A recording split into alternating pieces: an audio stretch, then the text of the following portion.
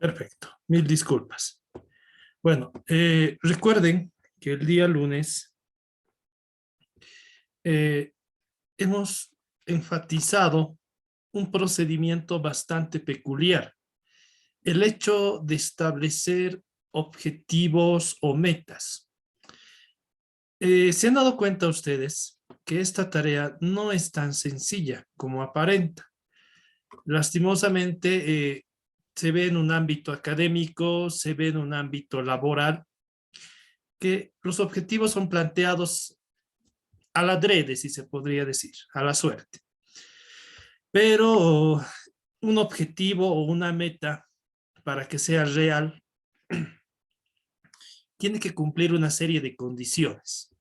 Nosotros estamos viendo, podríamos decir, que son las condiciones o características de moda que deben cumplir los objetivos. La mayoría de los expertos sugiere utilizar estas características SMART. Hay otros criterios, como les decía, pueden agarrar un libro de administración estratégica y van a encontrar otros criterios, otras características. Entonces hemos visto que un objetivo o una meta debe ser específico, debe ser medible, es una característica muy importante. Esto implica que el objetivo tenga un acompañante cuantitativo que permita esa medición. Tiene que ser alcanzable. Aquí hemos dado un ejemplo. Si bien tiene que ser alentador, motivador, tampoco tiene que ser imposible de alcanzar. Y finalmente tiene que ser realista, vinculado esto ante todo con la capacidad de un trabajador o la actividad que se esté desempeñando. Ejemplo, yo no puedo darle a un médico un objetivo que sea para un abogado, para un ingeniero. Eso va a la relevancia, lo realista. Y el límite temporal, muy importante. Entonces, ustedes dirán, pero ¿por qué nos está enseñando lo que son objetivos en psicología? Porque estos objetivos son motivantes. Como les había indicado en un ejemplo que habíamos visto en la universidad, por ejemplo, el que ustedes les establezca una meta de que se titulen dentro de 5 años, ya es un motivante, ya es un aliciente. Y lo mismo pasa en el ámbito laboral. Si a un trabajador, y les daba el ejemplo de los asesores de crédito, el ejemplo más claro, se les da metas. Se les da metas mensuales. Entonces, ese es un aliciente, es un motivador para que ellos, primero, cumplan la meta y si es posible la superen. Porque luego, recuerden que también habíamos visto en este tema el hecho de los incentivos. El incentivo es dinero, reconocimientos, proporcionar al trabajador, a la persona, algo que él quiere, que no es el objetivo en sí, simplemente es un aliciente.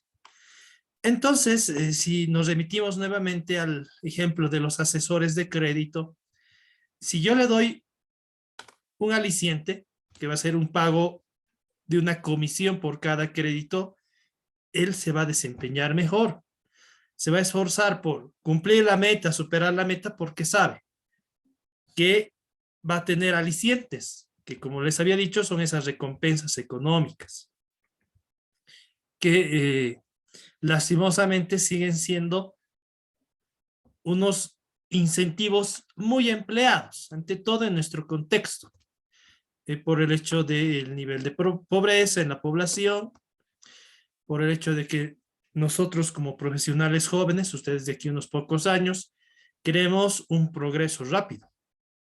La sociedad ahora es muy cambiante, entonces el dinero sigue siendo un aliciente muy importante.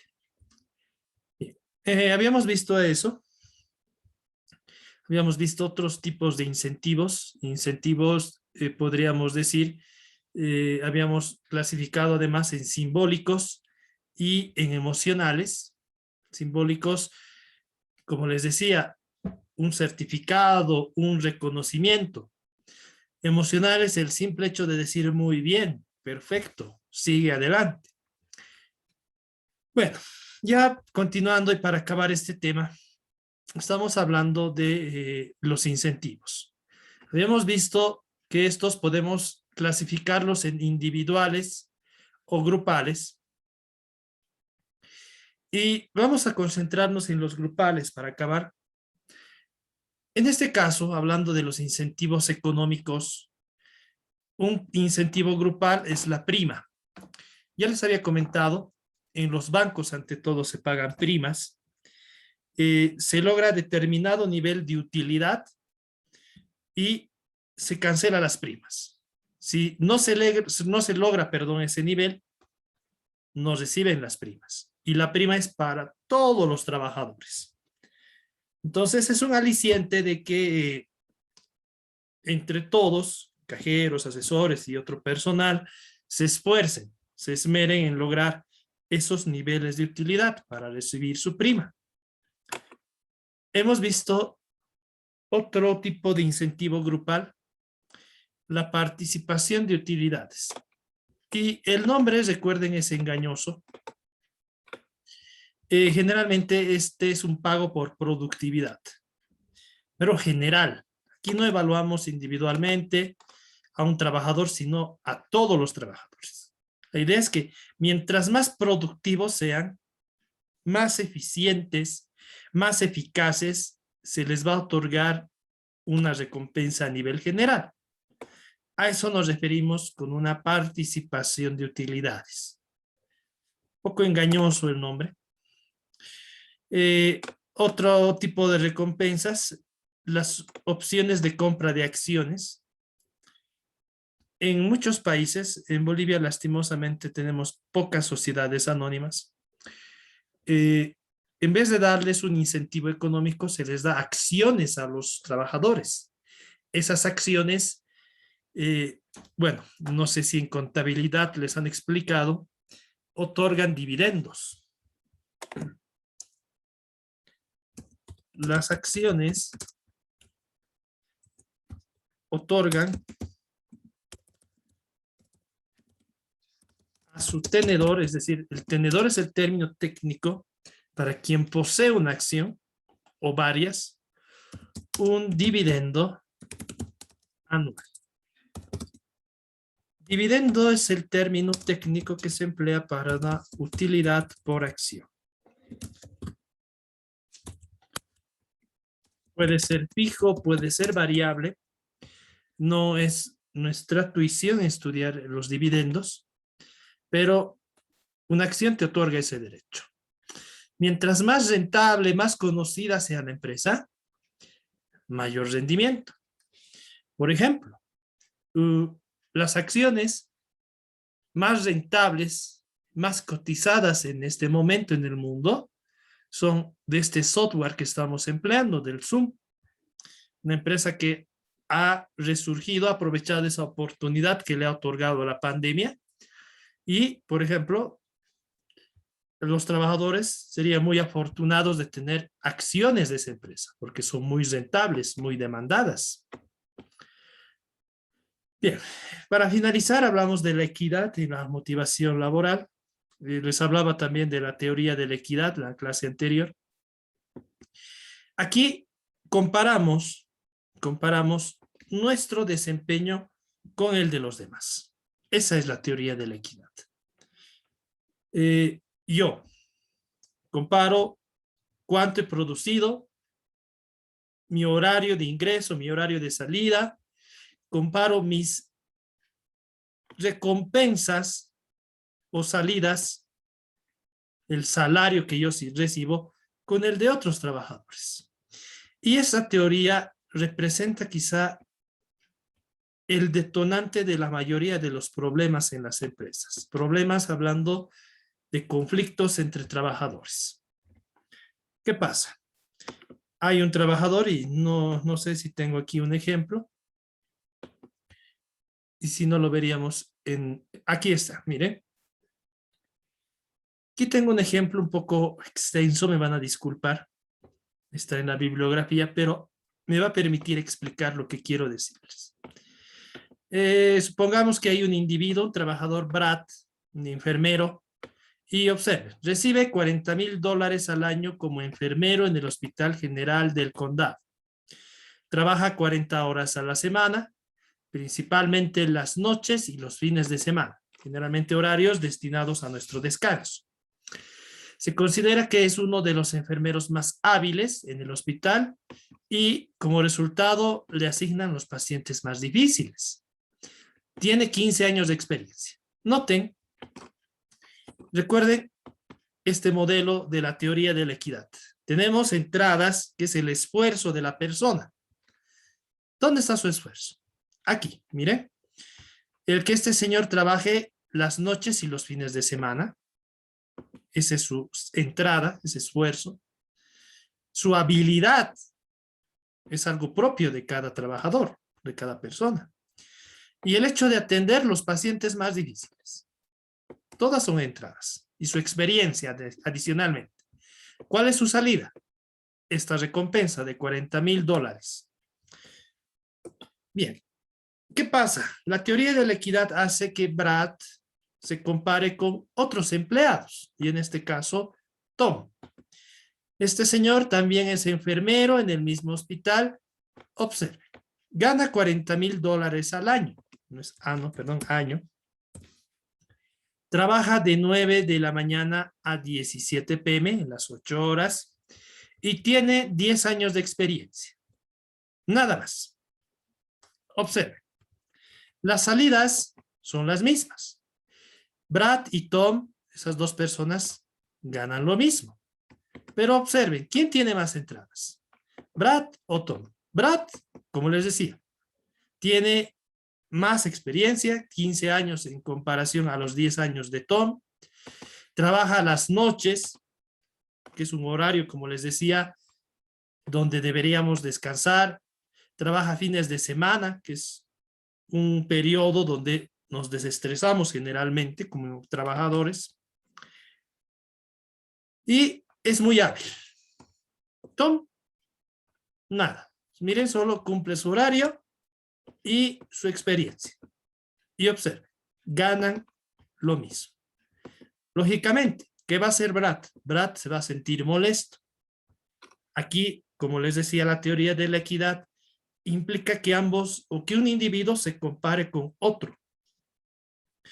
Si Brad, por ejemplo, ganara más, digamos $50,000, $60,000, diría, bueno, me esfuerzo más, pero gano más. Pero, ¿qué está pasando aquí? Me esfuerzo más que Tom y gano lo mismo. Ni siquiera soy director, ni siquiera soy supervisor, gano lo mismo. Entonces, aquí se da el hecho de la teoría de la equidad. Y esto es lo importante. ¿Qué puede provocar esta inequidad? Esta teoría de la equidad indica que cuando la razón de un empleado es más baja que la de otros, lo que pasa con Brad, se sentirá insatisfecho y estará motivado a igualar las razones de una o más personas. ¿Qué quiere decir esto? Que Brad, al ver que no le pagan mejor que Tom, va a hacer lo mismo. Ya no va a querer trabajar en la noche, no va a querer ir el fin de semana, no va a querer tratar a los pacientes difíciles. Y esto sucede en la realidad, como les digo. La idea es que como ustedes, miren, como futuros administradores de cualquier tipo de negocio, analicen esto, siempre analicen esto, analicen qué personal se está esforzando de más. Y yo lo he visto, asesoro empresas, y qué personal se está esforzando de más y quién menos. Y la idea es lograr una equidad. Al que se está esforzando más, bueno, o darle más dinero, o al otro darle más trabajo. La idea es que sea equitativa esa relación de esfuerzo y recompensa, de entrada y salida. Porque si no, se vienen problemas. problemas para la empresa. Y muchas veces, miren, Brad puede decidir, bueno, me voy y conseguir recursos humanos de estas características ahora es muy difícil, muy difícil. Entonces, hay que considerar esos aspectos cuando se está administrando a personas. Aquí tenemos otro ejemplo. Igual. Miren, por ejemplo, aquí ya también con jugadores de béisbol de las ligas norteamericanas. Miren, se ha reducido su salario y posteriormente, ¿qué ha pasado? Los jugadores han empezado a reducir más su nivel. Entonces, hay que ser muy cuidadosos siempre en este aspecto, muy cuidadosos. Bien. Pero aquí hay algo muy importante. Uno no se va a sentir infeliz, ¿sí? Y observen lo que estoy resaltando. Si un empleado ha elegido esforzarse más sin que se lo pida. Entonces, también considerar este aspecto. Yo me esfuerzo más que otro colega. Pero si yo he elegido eso de manera propia, nadie me ha obligado, entonces, ¿por qué voy a reclamar? Entonces, otro aspecto a considerar cuando uno gestiona personas. Es decir, si yo no le he obligado a él a quedarse más tarde, si yo no le he obligado a esforzarse más y demás, ¿por qué tendría que exigir? ¿Por qué tendría que existir inequidad? La inequidad se da cuando se les obliga. Digamos, en el caso anterior, hablando de Brad, hubiera inequidad si él lo hubiéramos obligado. Usted se queda todas las noches, usted atiende, ahí hay inequidad, pero luego no. Entonces, miren, son aspectos que vienen de la teoría. Muchos dicen, no, esto no se aplica, pero hay que tener mucho cuidado, mucho cuidado. Hay que ver cómo aplicar estos conocimientos a un ámbito real. Esa es la idea. Bien, con esto hubiéramos acabado este tema. Vamos a volver a ver todo lo que es motivación, pero ahora desde teorías. Lo que hemos visto aquí es la motivación a nivel general. Hemos visto que la motivación se vincula mucho con la autoestima, las recompensas, los objetivos, la equidad, la justicia. Vamos a averiguar esto en el siguiente tema. Ahora vamos a hacer un estudio, podría decirse, mucho más detallado de la motivación. Motivación, hablar de motivación es un tema muy, muy genérico, muy estudiado por varias personas, siguen estudiando este tema. Y es un tema de tesis. Miren, por ejemplo, les doy esta sugerencia.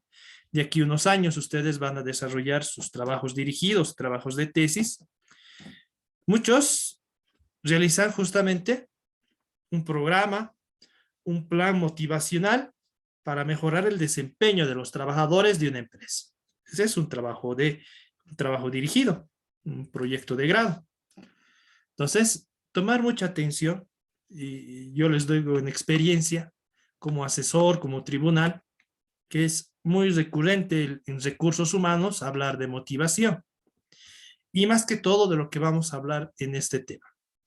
Ya vamos a ver los enfoques. Un enfoque, deben conocer, es una forma de ver una cosa, un objeto o a la realidad. Eso es un enfoque. Y vamos a ver los más importantes enfoques de motivación. Hay más, pero vamos a concentrarnos solo en los importantes. Bien. ¿Cómo se han desarrollado estos? Aquí está la respuesta. Según las características del entorno donde fueron desarrolladas estas teorías o enfoques y a los experimentos realizados. Miren, por ejemplo, ya cuando sean profesionales, podrían realizar investigaciones de la motivación en el ámbito local, por las características culturales, por las características salariales, prestaciones y demás. la motivación puede ser distinta, aquí es distinta. Y miren, a partir de ello se pueden desarrollar una serie de teorías. Vamos a ver entonces estas teorías. Primero recordamos qué es la motivación. Hablamos de dos factores al hablar de motivación. Factores internos que impulsan la acción, la actitud, la personalidad de un individuo, pero también existen factores externos que actúan como incentivos. Lo que habíamos visto, incentivos económicos, emocionales o simbólicos. Tiene que haber un equilibrio entre los dos para que un individuo esté motivado. Yo, y hablando de ustedes, por ejemplo, como estudiantes, quiero ser el mejor estudiante. Para eso hay factores internos, su actitud de ustedes, su esfuerzo, pero también hay factores externos, recursos, tener a disposición, por ejemplo, un buen internet que me permita descargar libros, descargar información relevante de manera más rápida, entre otros. Entonces, miren, hay un equilibrio entre esos dos factores. Bien.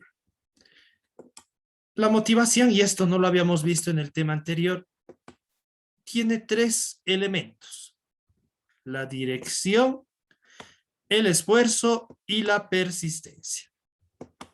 ¿Qué es la dirección? Es lo que una persona está tratando de hacer, perdón. Y recuerden, les había hablado en el anterior tema, la motivación no solamente la aplicamos al ámbito laboral, al ámbito académico. En cualquier actividad hay motivación. Con seguridad a ustedes les gusta practicar uno o varios deportes, quizá les gusta tocar algún instrumento, tienen una buena voz, les gusta cantar o realizar otras actividades, con seguridad. Entonces, ahí vemos la dirección. Ustedes eligen qué les gusta hacer: cantar, hacer cualquier deporte o realizar otras actividades. Luego tenemos el esfuerzo. ¿Qué tanto un individuo, ustedes, intentan realizar esa actividad? Hay otros que lo realizan, bueno, por ejemplo, el hecho de jugar fútbol y demás, lo realiza solamente como un hobby, pero hay otros que ya lo realizan o pretenden realizarlo a nivel profesional. Ahí vemos el esfuerzo. Reitero, hay algunos, bueno, por pasar el rato lo hago, otros no. Y la persistencia. La persistencia, muchos dirían, esfuerzo y persistencia son sinónimos. En este caso, no. No. El esfuerzo, como les digo, es el término lo explica. Las ganas, el ímpetu, el hecho de decir, o va a ser hobby para mí, o va a ser ya una actividad que la quiero desarrollar a nivel profesional. Y la persistencia es el tiempo, se vincula más con el tiempo.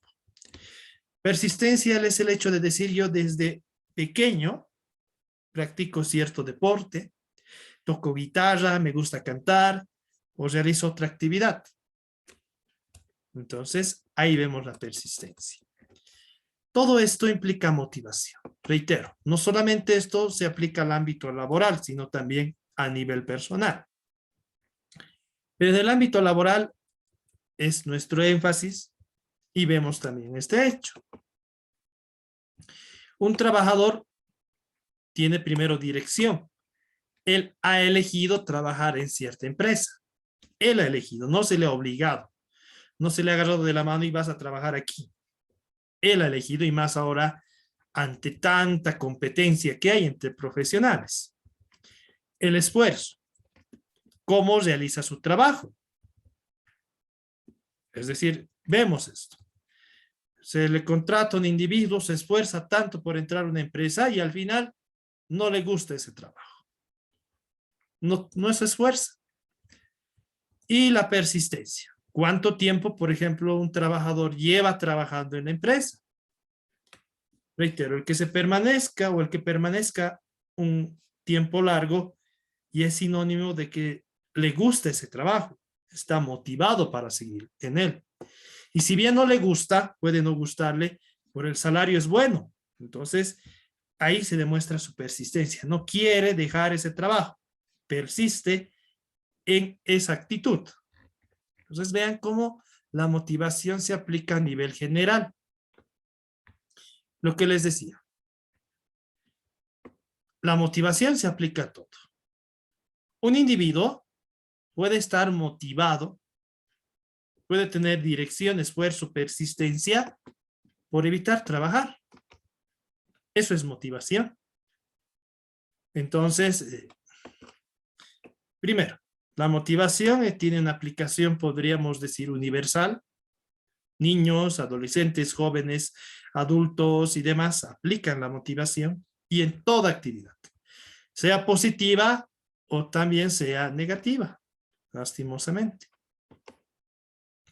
Y no es el único elemento que va a influir en el desempeño laboral, como se ve aquí. No. También influirá mucho la habilidad. Si bien uno puede tener ganas de trabajar en cierto lugar, los médicos, por ejemplo. Todos podemos o tendríamos ganas de desempeñarnos como médicos, pero ¿qué nos falta? Conocimientos, habilidades referido a ello. Entonces, miren, no solamente hablamos de que la motivación va a ser el único elemento que va a influir en nuestro desempeño en una actividad o en el ámbito laboral, sin duda alguna. No. Entonces, hay que entender la motivación desde esa perspectiva. Es universal, se aplica a factores positivos o negativos, la motivación, y no va a ser el único factor que va, podríamos decir, llevar al éxito, sino también va a depender de otros factores aquello. Bien, ahora sí, concentrémonos en las teorías. Bueno, tenemos primero los enfoques del sentido común en la motivación. Hablamos del sentido común como sinónimo de la generalización. Un momentito, por favor. Esto lo voy a... Ya. Un momentito. Aquí lo voy a registrar aquí abajo. El término sentido común que aquí vemos y que caracteriza a estas teorías motivacionales se refiere a la concepción o percepción general.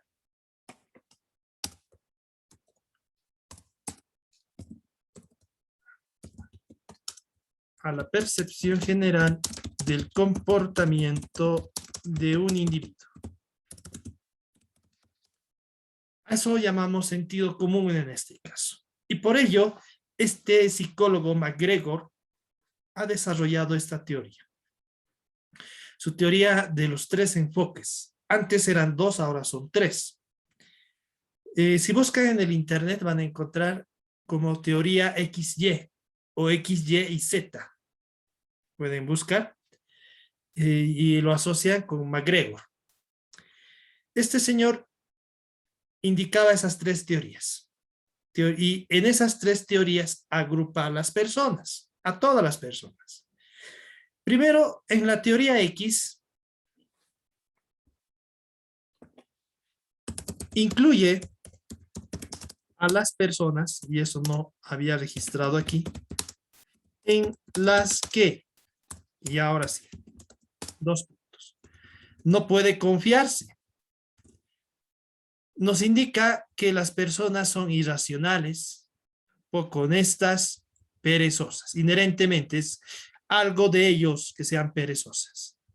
Por lo tanto, necesitan ser controladas y motivadas usando incentivos financieros o incluso amenazas de castigos. Recuerden, habíamos visto castigos, habíamos visto reforzamientos positivos en el tema del aprendizaje. Y aquí lo vemos. Entonces, el primer enfoque, la teoría X de McGregor, dice que las personas son, perdón que utilice este término, flojas, son personas engañosas, mentirosas. Y por ese hecho, ¿cómo hay que tratar a las personas? Como vemos en el dibujo, obligarlas a que hagan una actividad. Ese es el enfoque de McGregor, obligarlas. Muchas empresas aplican esta teoría. ¿De qué depende? Depende, y aquí lo voy a registrar. ¿De qué depende aplicar esta teoría? Dependerá mucho de la personalidad del administrador, propietario, gerente o quien trate con las personas, de quien trate con las personas, para ser más precisos, o de las mismas personas, de la actitud, para ser más precisos, de la actitud que demuestren las mismas personas. Un momentito, esto lo voy a corregir en un momento. Aquí está. Mira. Va a depender de eso. Recuerden, habíamos visto personalidades. Y hay personalidad neurótica, recuerden, o introvertido. Esas personas generalmente van a aplicar esto. Van a desconfiar de los demás y van a decir, hay que tratarlos como mentirosos, como personas ociosas. Y hay ejemplos de este tipo de enfoque. Hay ejemplo. Si el otro semestre les citaba el ejemplo de los bancos. Mucha desconfianza y es lógico. Están trabajando con dinero las personas. Miren, hace más o menos un mes y medio, hubo una estafa o una nueva estafa en el Banco Unión. Entonces, miren, eso lleva a que administradores o quienes gestionan personas tengan desconfianza y apliquen esta teoría. Otra. McGregor también hablaba de la teoría Y, que es lo opuesto a la teoría X. Según esta teoría, una persona puede pensar de manera distinta a lo anterior, indicando que las personas buscan independencia, autodesarrollo y creatividad. Son seres morales, cumplen las reglas, responsables y que si se las trata bien, se esforzarán por su organización. Se basan en la confianza, este enfoque. Yo como administrador, y también depende de la personalidad, como les había dicho. Puedo ser alguien abierto a la experiencia, extrovertido, amable. Entonces, para administrar personas voy a aplicar la teoría Y. Voy a confiar en mis trabajadores. Voy a pensar que si bien hay algunos que pueden ser malos, ociosos, mentirosos, la mayoría no va a ser así. Entonces las trato como personas, no como esclavos. La teoría X es eso. Un ejemplo de esto son las empresas tecnológicas. Empresas donde se centra mucho en la experiencia del trabajador en la empresa. ¿Sí? Hacen que se sientan a gusto.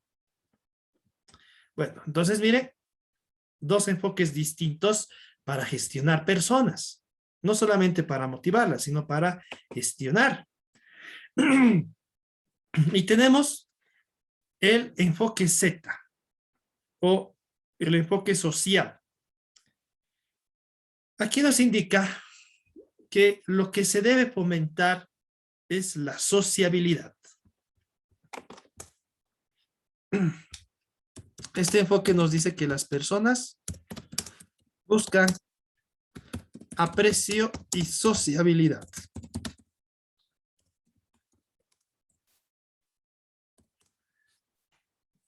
Pueden ser personas mentirosas, pueden ser personas que tengan buena actitud, buen desempeño o no, pero buscan esto ante todo. Van a un trabajo y buscan hacer amigos. Obviamente saben que también van a tener enemigos, pero buscan eso, sociabilizar, socializar. Por este hecho, esta teoría está en el medio de las dos. Reitero, la X, reitero, piensa que todos los seres humanos somos flojos, mentirosos. La Y nos indica que, contrariamente, los seres humanos somos personas honestas, que les gusta trabajar, pero esta combina ambas. Es decir, una persona puede ser deshonesta, honesta, mentirosa, puede ser íntegra, ociosa, trabajadora, pero ante todo buscan esto: aprecio y sociabilidad. Y esto se da en las empresas.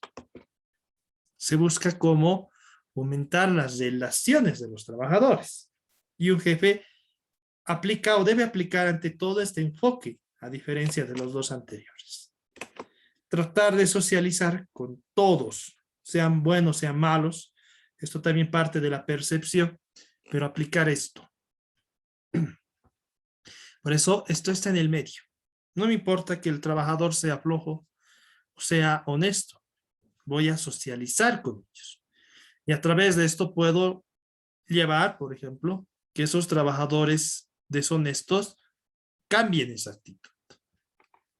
Por eso, a esto también, y lo van a encontrar en el internet ante todo, la denominan teoría Z. X, Y y Z. De eso nos habla McGregor. Primera teoría de motivación. ¿Bien? La motivación se entiende así. Teoría X, ¿cómo los motivo? Castigándolos. Teoría Y, ¿cómo los motivo? Dándoles confianza, buenas condiciones. Y aquí, ¿qué les doy? Este hecho. La posibilidad de socializar. Entonces, miren, primer enfoque de la motivación. Bueno, aquí hay algunas críticas. Lógicamente uno puede hablar maravillas de un enfoque, pero también hay críticas que vienen de investigaciones reales. Miren, aquí hay resultados que nos indican que ninguno de estos tres enfoques que hemos visto, X, Y o Z, son universalmente válidos. Va a depender mucho de la situación. Continuamos. Vamos a otro gran grupo de las teorías o enfoques. Las teorías de la necesidad o del medio para motivar. Quizás las más conocidas, empleadas, estudiadas. Esto se basa en la necesidad o en las necesidades de los individuos. Por eso se llaman teoría de la o teorías de la necesidad. Encontramos por lo menos 4. Vamos a ver las 4. Bien. Estas teorías de las necesidades, a su vez, se clasifican en 2. Aquellas que se centran en el estudio del crecimiento psicológico o aquellas que se enfocan su estudio en necesidades bastante específicas. Vamos a ver primero aquellas que se basan en el concepto de crecimiento psicológico. Bien. Y aquí nos encontramos con la teoría más estudiada, más difundida. Durante su permanencia en esta carrera, se les va a quedar grabado, si se podría decir, esta teoría. Quizás es un tema muy recurrente. La teoría de las necesidades de Abraham Maslow. Otro psicólogo muy famoso. Este señor agrupó las necesidades del ser humano en 5 grandes grupos. Vemos esas necesidades en esta pirámide que está a la derecha. Necesidades fisiológicas, de seguridad, de pertenencia, de estima y de autorrealización o de ser. ¿Cuál es la característica de esta teoría? Que como en esta pirámide debemos empezar por abajo. Es decir, se deben satisfacer primero las necesidades fisiológicas y una vez que éstas estén satisfechas, recién podemos satisfacer las necesidades de seguridad. Y así. Por eso es una pirámide. La pirámide, recuerden, sigue un orden. Entonces, lo mismo sucede con esta jerarquía de las necesidades de Abraham Maslow. Bien. Primero tenemos a las necesidades fisiológicas. Y aquí tiene cierta validez este señor. Son las necesidades que nos permiten sobrevivir. ¿Qué?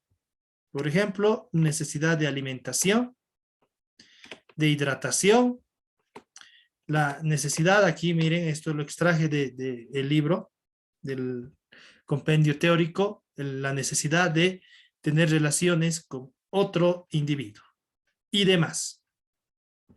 Necesidades primitivas y fundamentales.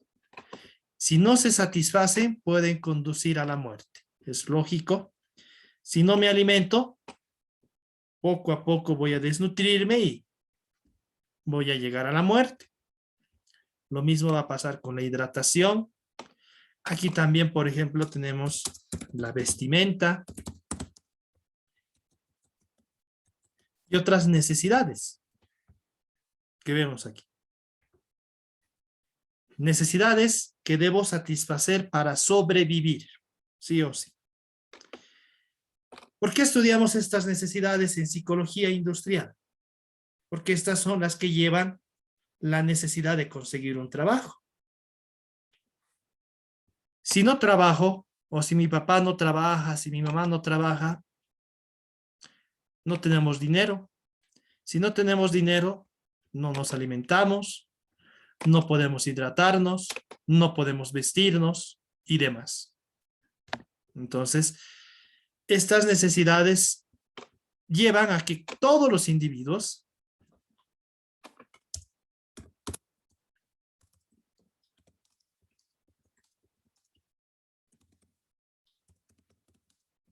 consigan trabajo.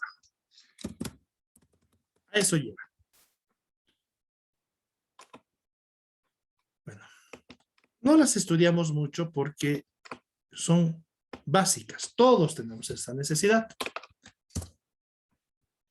Bueno, pero lógicamente, como empresarios, ¿qué tenemos que realizar? El hecho de la compensación. La compensación, sea buena, sea mala, ya va a permitir satisfacer estas necesidades. Luego tenemos las necesidades de seguridad.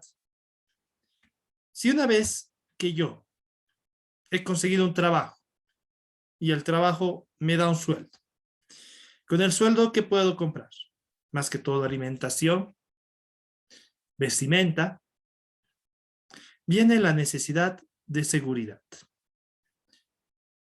Necesidad de protección física y ante todo psicológica. ¿Qué podríamos encontrar en una necesidad de seguridad? Y aquí lo voy a poner. Primero, la estabilidad laboral. Consigo un trabajo y ese trabajo me permite ganar dinero. Pero ¿qué viene después? Yo como individuo pienso, ¿hasta cuándo podré mantener este trabajo? Veo o no, me da un sueldo. Y veo que hay otras personas que no pueden conseguir un trabajo.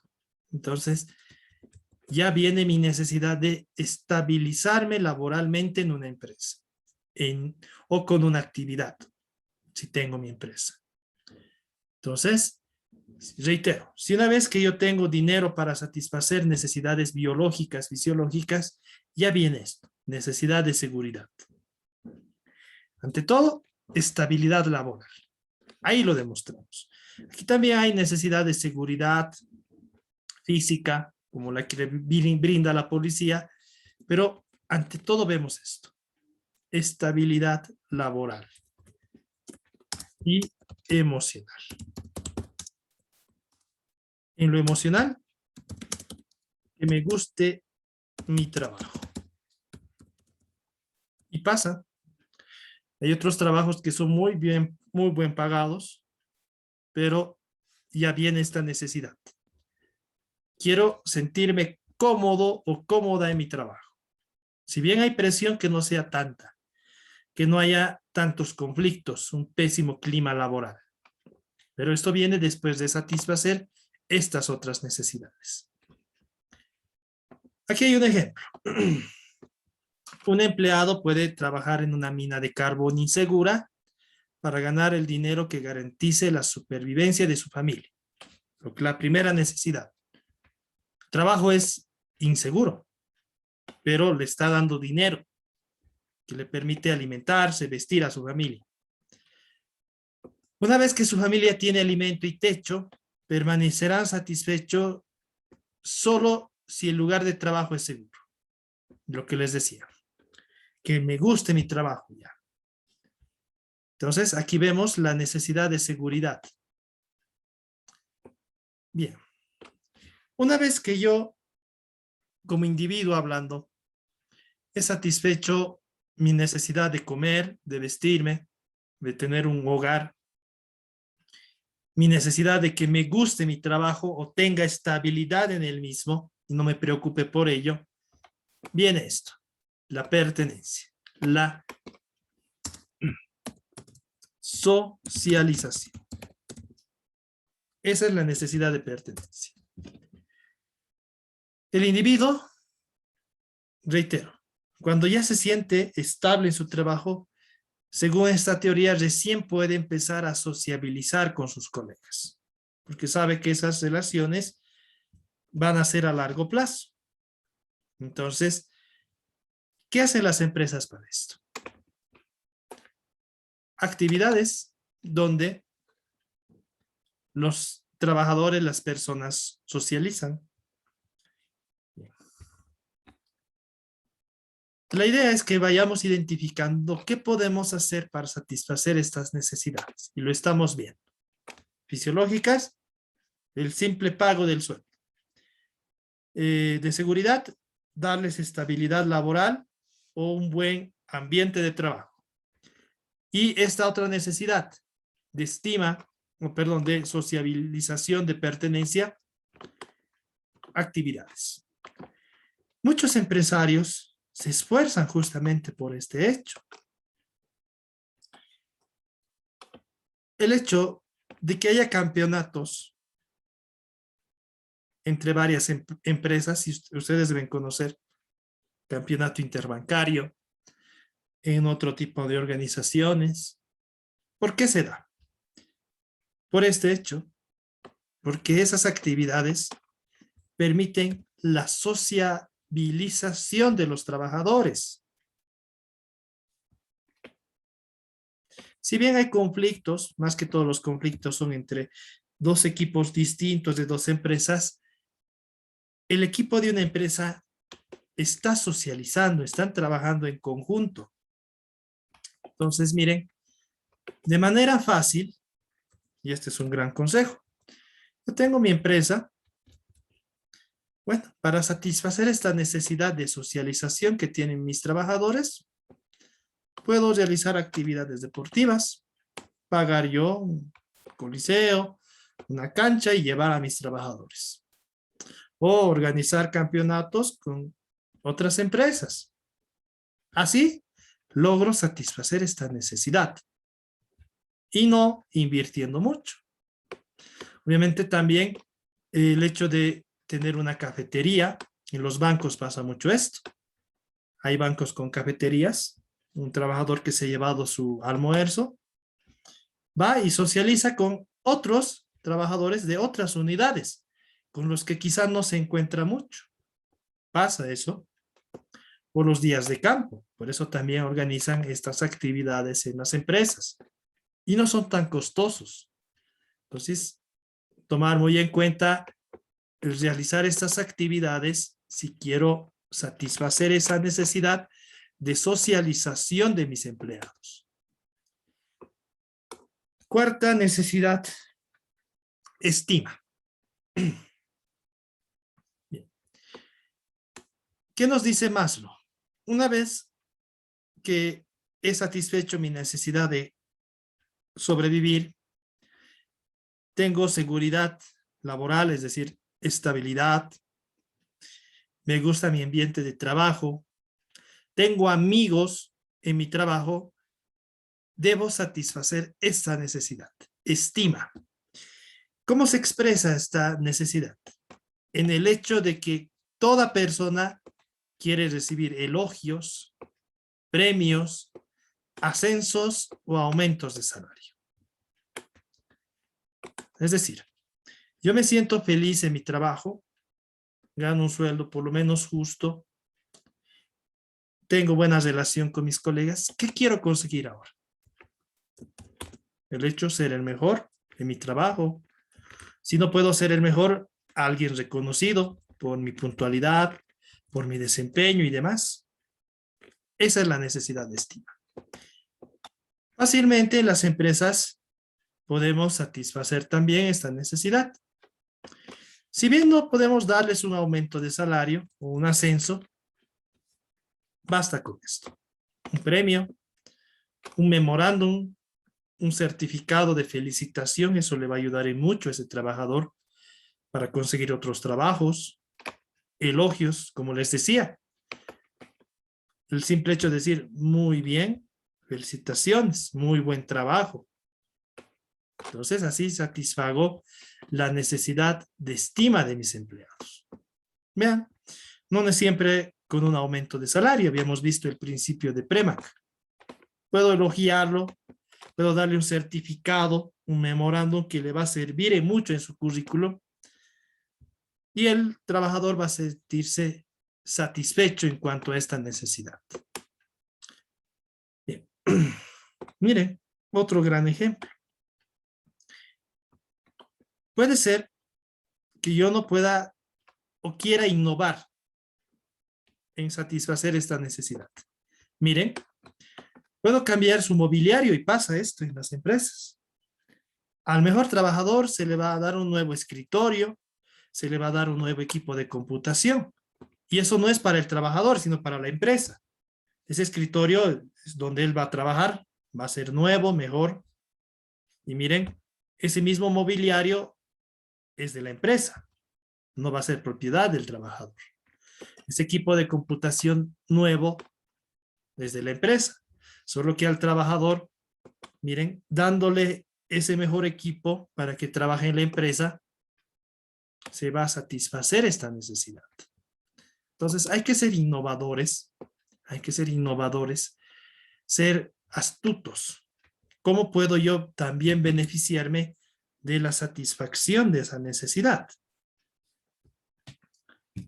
Bien. Y por último, en la cima, necesidad de autorrealización. Esta es la necesidad más difícil de complacer, de satisfacer. Ya en los trabajos es difícil.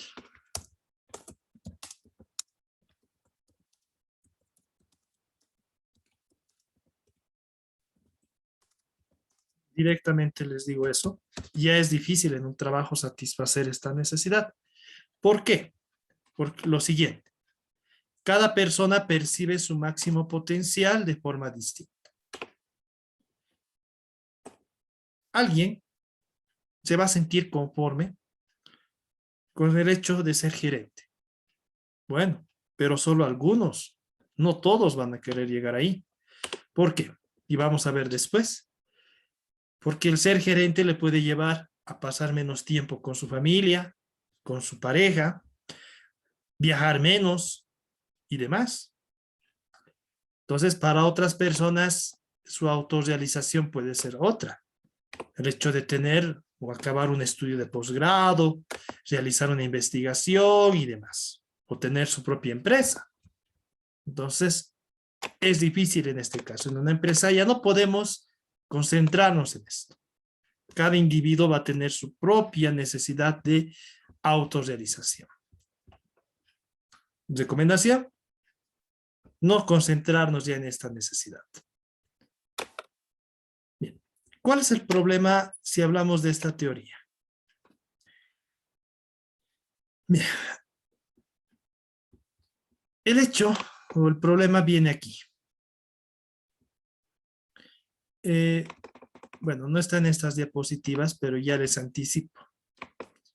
El problema es la jerarquía.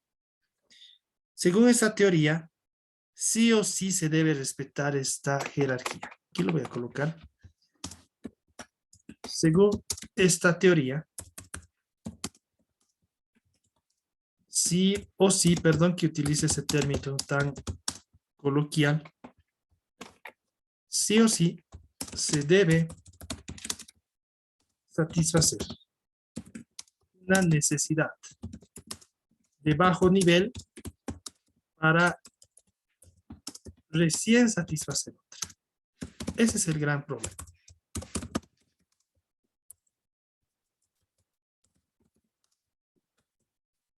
Es decir, si yo satisfago mi necesidad fisiológica de comer, recién voy a poder satisfacer mi necesidad de estabilidad laboral, de socializar, de recibir estima. Entonces, esto, si ustedes se dan cuenta, no es correcto. No es correcto. Y lo vamos a ver con una siguiente teoría. Bien. Hay algunas correcciones que otros expertos han hecho de esta jerarquía. Primero, dos tipos de estima.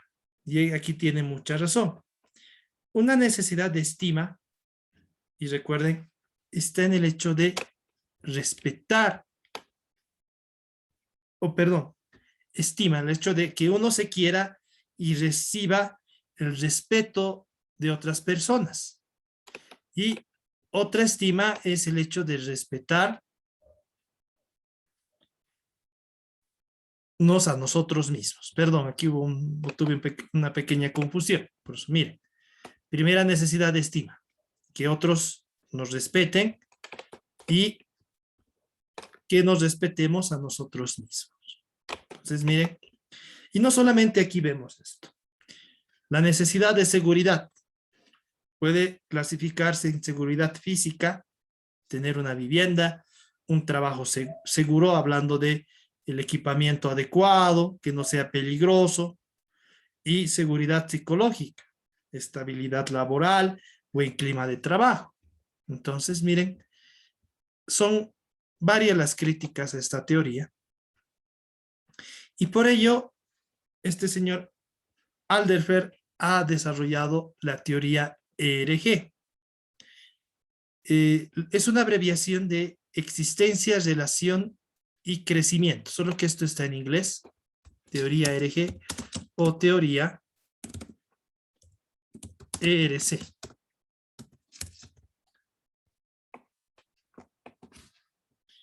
¿Qué nos dice Alderfer? Nos indica que hay 3 necesidades, no 5, de existencia, y aquí lo vinculamos con el hecho de comer, alimentarse, de tener un trabajo seguro, de relación, o lo que habíamos visto, de confraternización, de pertenencia y de crecimiento. Aquí está la necesidad de estima y de autorrealización. Mire cómo se vincula. Esta necesidad de existencia puede agrupar la necesidad fisiológica y de seguridad de Maslow, la necesidad de relación, la necesidad de confraternización que indica Maslow, y la de crecimiento con la necesidad de estima y autorrealización. ¿Cuál es la ventaja de esta teoría? Es decir, que no debo satisfacer primero mi necesidad de existencia y luego recién la de relación. En síntesis,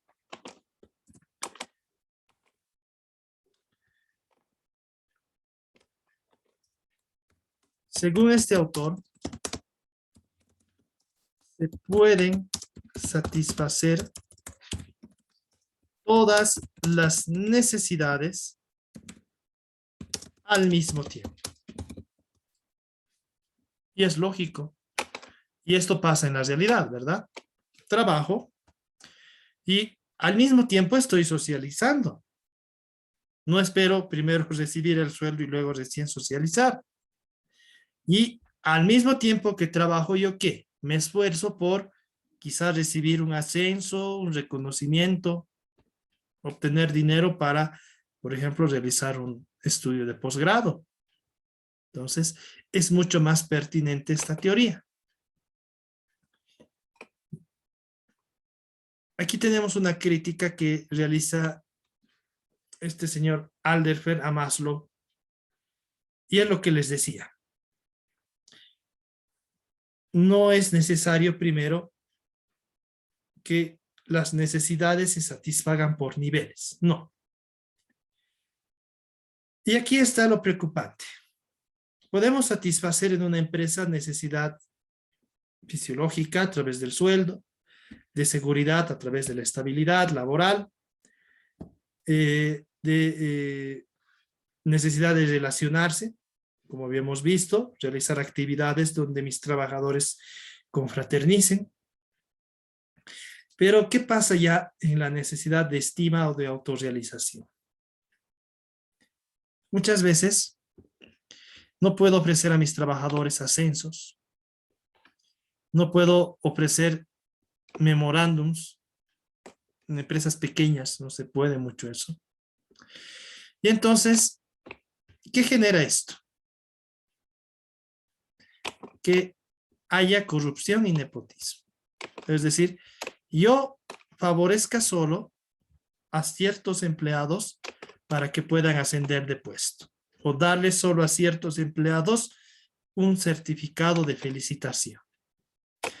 Y esto también implica corrupción, que un empleado por querer ser gerente o supervisor, literalmente realice coimas hacia otro, hacia el gerente y demás. O perdón que hable así, lo lleve a farrear. Y ahí vemos este hecho. Entonces, esta es la crítica mayor, si se podría decir, que este señor Alderfer hace a Maslow. Es decir, no siempre podemos satisfacer todas las necesidades. Entonces, la jerarquía se rompe. Entonces, por ese hecho, este señor indica que es mejor que el trabajador trate de satisfacer todas y si no puede, aquellas que son primordiales, sin necesidad de una jerarquía. Vean ustedes, hemos visto dos teorías enfocadas en la necesidad. Hay otras dos más. La teoría de los dos factores. Esta ha sido desarrollada por este otro psicólogo y que también tiene trabajo de administrador, Hesberg. Este señor, a su vez, agrupa las necesidades en dos grandes grupos. En los factores de higiene o higiénicos y los motivadores. ¿Qué nos indica acerca de los factores de higiene? Como el nombre lo indica, son necesidades básicas que un individuo tiene para poder sobrevivir y literalmente vivir higiénicamente. Una persona para vivir higiénicamente necesita primero alimentarse bien, vestirse, tener un hogar donde pueda realizar otro tipo o satisfacer otro tipo de necesidades, asearse, perdón que lo diga, ir al baño o ir al sanitario. Esos son factores de higiene. ¿Cómo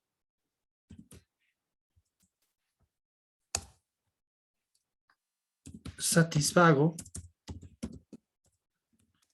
los factores de higiene? Y ahí está la respuesta. El pago y los beneficios. Ya. Vean, se relaciona mucho con lo que hemos visto. Necesidades fisiológicas, de seguridad o de existencia. Pero Hesberg indica además que hay otro factor que es motivador. Y son los motivadores.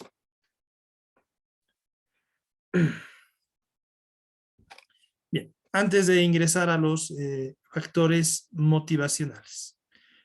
Miren, la expresión higiene se refiere a aspectos preventivos y profilácticos. Como les decía, ¿yo para qué pago a mis empleados? Para que ese pago les permita sobrevivir. No son motivadores estos factores higiénicos, el dinero, las recompensas, pero evitan la insatisfacción. Eso es importante. Evitan que los trabajadores estén insatisfechos. Ahora vamos a lo que les decía, los factores motivadores. Bien. Y recuerden las dos anteriores teorías. Cuando ya he satisfecho mi necesidad de existencia,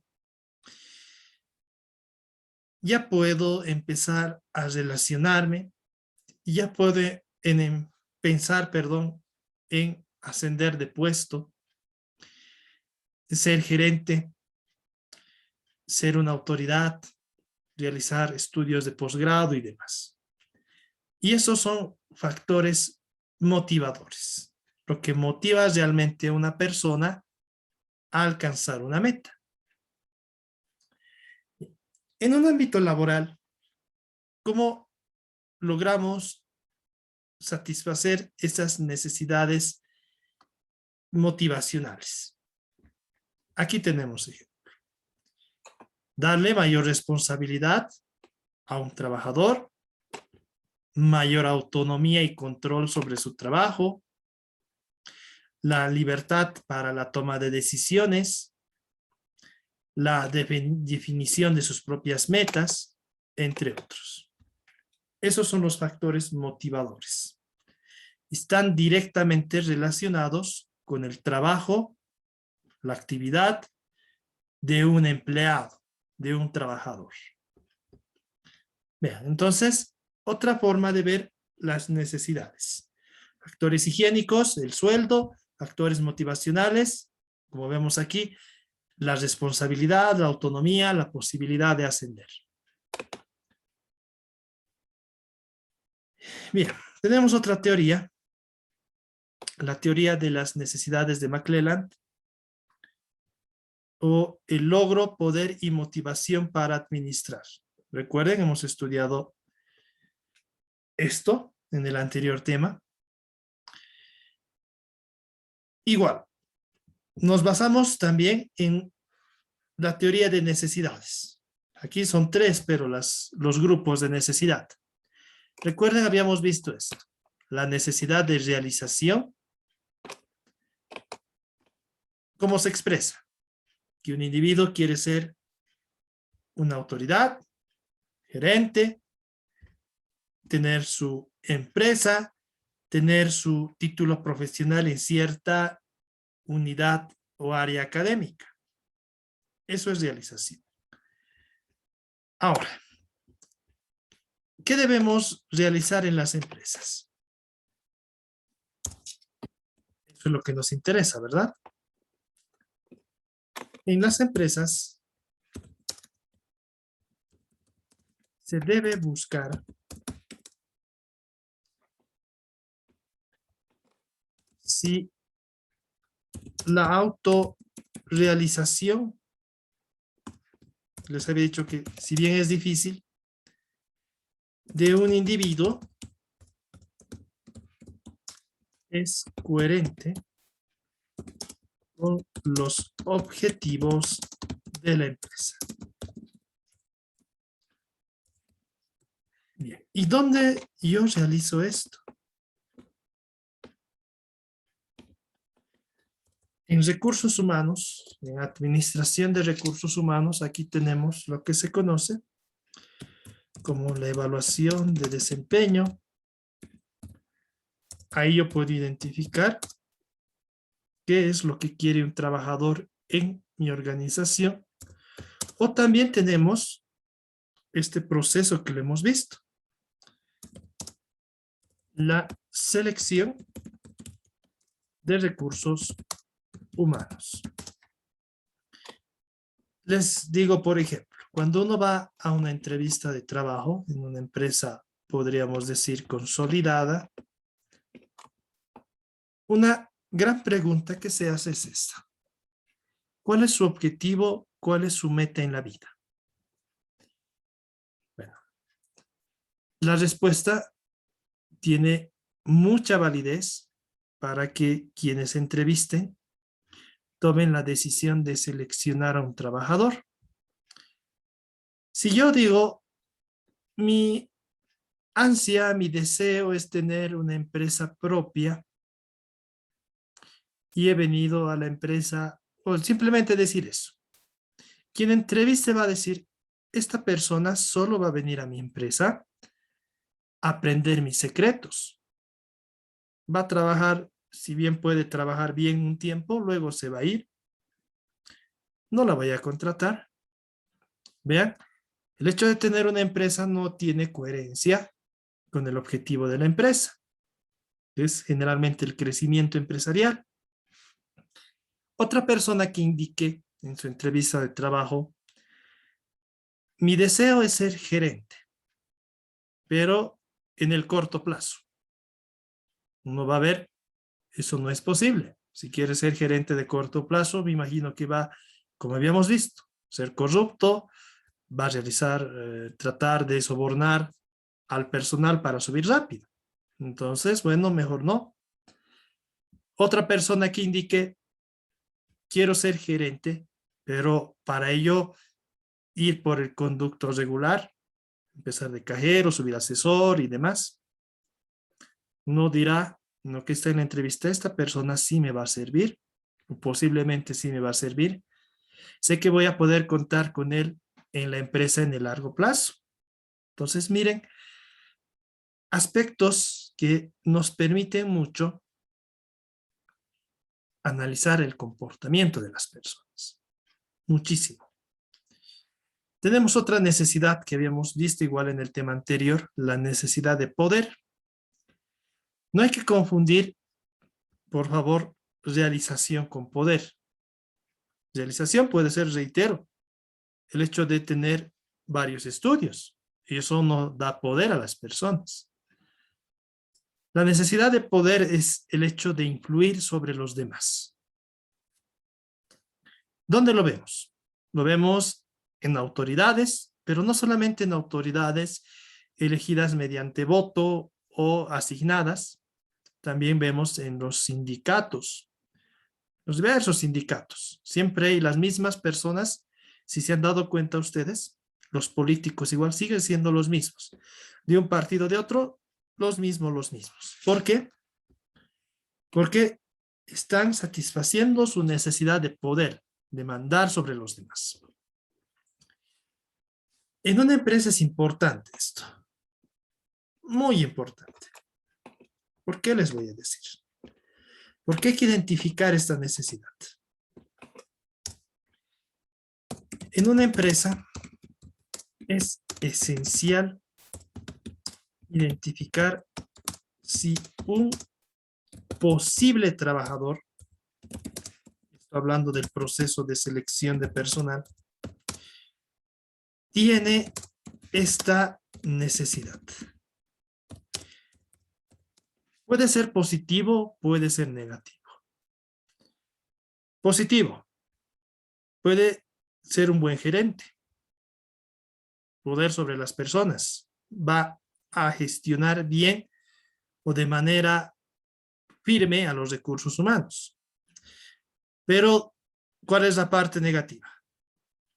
Puede organizar pequeños grupos en la empresa y grupos negativos que ya vayan atentando con nuestra empresa y pasa. Muchos dirían, esto solamente se da en las empresas grandes. No es así. En empresas pequeñas hay trabajadores que dicen, no, hay que realizar una actividad negativa contra el propietario, contra el administrador, queremos que se vaya. ¿Y de dónde viene eso? de un individuo que tiene esta necesidad. Entonces es importante identificar también esta necesidad. ¿Dónde vamos a lograr ello? Ante todo, en la selección de recursos humanos. Es un proceso muy importante. Y por último, la necesidad de afiliación. Vean, estamos hablando bastante de afiliación. Hemos visto esto en Maslow, en Adelsberg, en la teoría de los dos factores de Herzberg. Ahora aquí.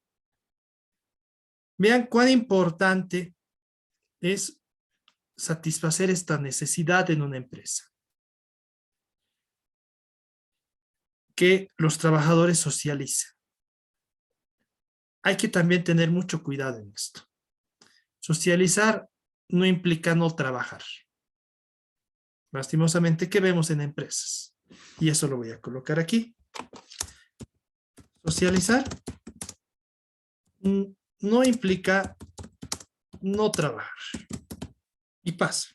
Por socializar, alguna vez a ustedes les ha debido pasar, van a una entidad pública, están charlando las trabajadoras, las trabajadoras, los trabajadores, están charlando.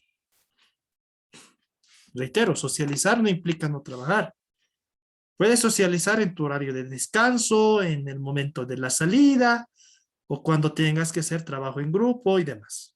Pero luego no. Entonces, importante controlar esto en el ámbito laboral.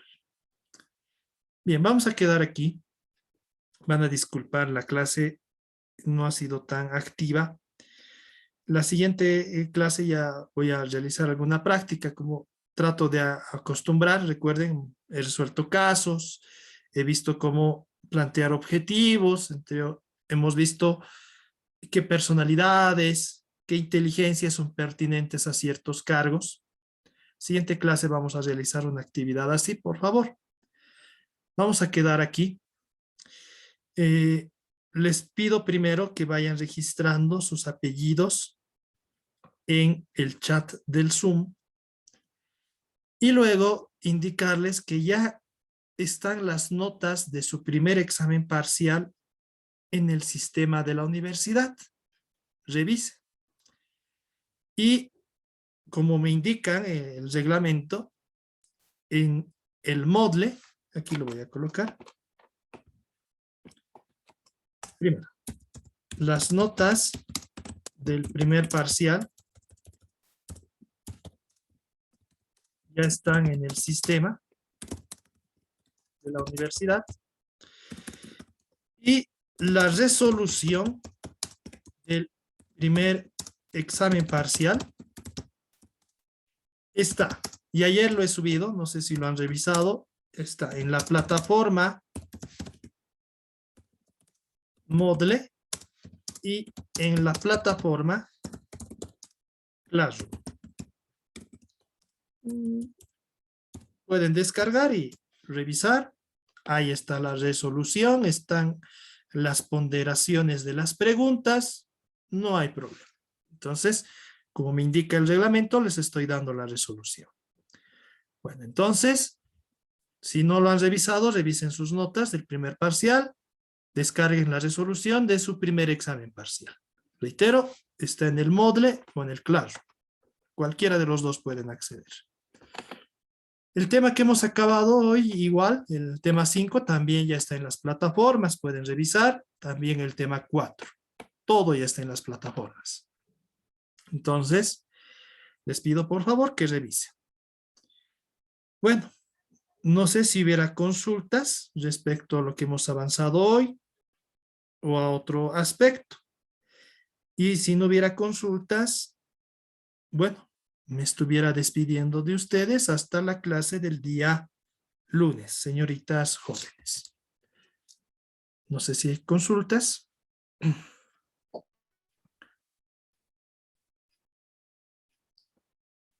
Sin consultas, dicen. Perfecto. Hasta luego, nos vemos hasta el lunes. Perfecto, hasta luego, muchas gracias. Hasta el lunes, se cuidan, espero que Buena pasen. semana, dicen. Hasta luego, igualmente. Hasta luego, Lizan. Hasta luego, hasta Hasta luego, luego. licenciado. Hasta luego, hasta luego.